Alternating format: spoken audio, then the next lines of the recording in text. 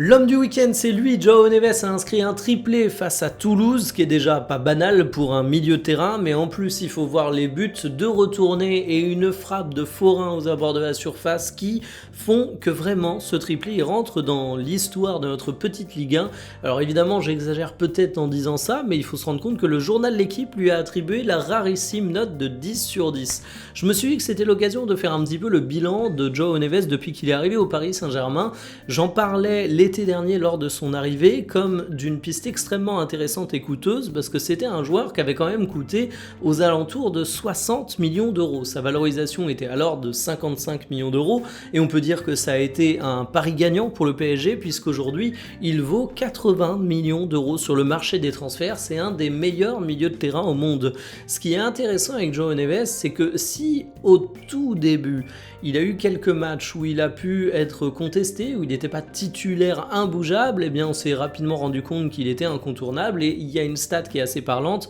Le PSG a disputé l'année dernière 17 matchs de Ligue des Champions, il était titulaire dans 16. Ce que j'apprécie avec João Neves, c'est évidemment sa capacité à être un véritable chasseur, à avoir un énorme volume de courses à haute intensité pour venir déranger l'adversaire, mais à côté de ça, c'est un joueur qui a un vrai bagage technique et lui qui va bientôt fêter ses 21 ans apparaît comme une certitude pour l'avenir du Paris Saint-Germain. Il accompagne un Vitinha, coéquipier en sélection portugaise qui lui aussi est jeune, il a 25 ans et finalement concernant l'avenir du PSG, il y a peut-être juste Fabian Ruiz qui pose question parce qu'il a 29 ans, c'est très loin d'être un âge avancé, il peut avoir encore quelques belles années de haut niveau, mais ça plus sa fin de contrat en 2027, ça fait qu'il y a un peu moins de certitude que João Neves évidemment, mais